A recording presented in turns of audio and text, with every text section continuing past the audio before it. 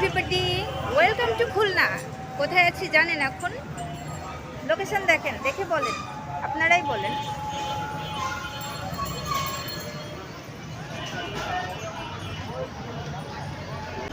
কোথায় আছি বুঝতে নিশ্চয়ই পেরেছেন। আমি আছি দৌলতপুরে। তো এখন যাব ডাক বাংলাতে। আমি চার অর্ডার দিয়েছিলাম, আমার চাটা চলে আসছে। আপনি ওইখানে রাখেন, আমি আংটাটা ধরছি। Thank you. এক কাপ চায়ের অর্ডার দিয়েছিলাম, এখান থেকে একটু চা খাবো। আর আমি লাল চা খেতে পছন্দ করি না একটু, এজন্য হচ্ছে দুধ চা নিয়েছি। চাটা বেশ ভালোই, মানে এটা হচ্ছে সরা, কি বলে, সরা চা।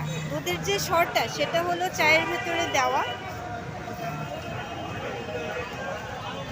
চাটা আমি টেস্ট করছি আর আপনাদের সাথে সাথে গল্প করি। একটু হাঁটি, চলেন আমরা একটু সামনে যাই, হাঁটি টাটি। আমার খুবই স্মৃতির একটি জায়গা হচ্ছে দৌলতপুর। আপনারা কম বেশি সবাই জানেন যে আমি তো বিএল কলেজে পড়েছি। তো ওই সাইডটাতে, ওই যে সামনে দেখেন,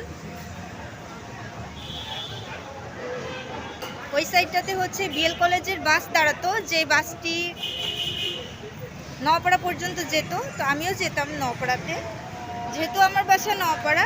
সো অনেক অনেক স্মৃতি আমার এখানে জড়িয়ে আছে।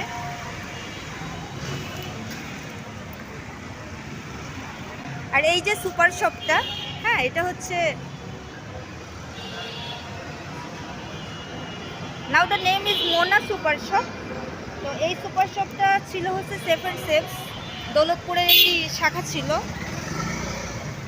সেফ অ্যান্ড সেভসের একটি শাখা ছিল দৌলতপুরে। তো আমরা গরমের সময় এই সুপার শপে সবসময় যেতাম।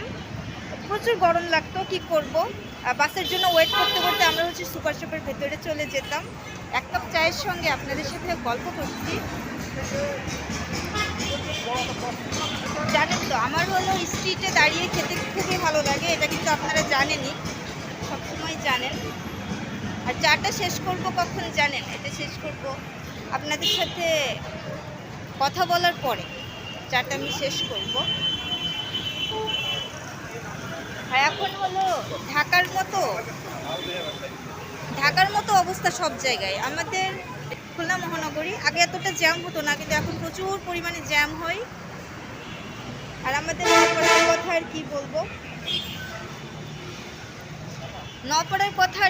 নওপাড়াতে প্রচুর পরিমাণে জ্যাম হয়। আমার একমাত্র জ্যামের কারণে ঢাকা সিটি ভালো লাগে না, ঢাকায় যেতেও ইচ্ছা করে না, অনলি ফর জ্যাম, ট্রাফিক জ্যামের জন্য।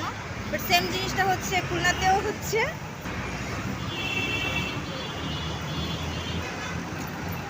তো এই ছিল এখনকার মতো ব্লগ। পরবর্তী ব্লগ আপনাদের সাথে শেয়ার করব যে আমি কেন আসছি খুলনায় এবং কোথায় অ্যাকচুয়ালি যাব।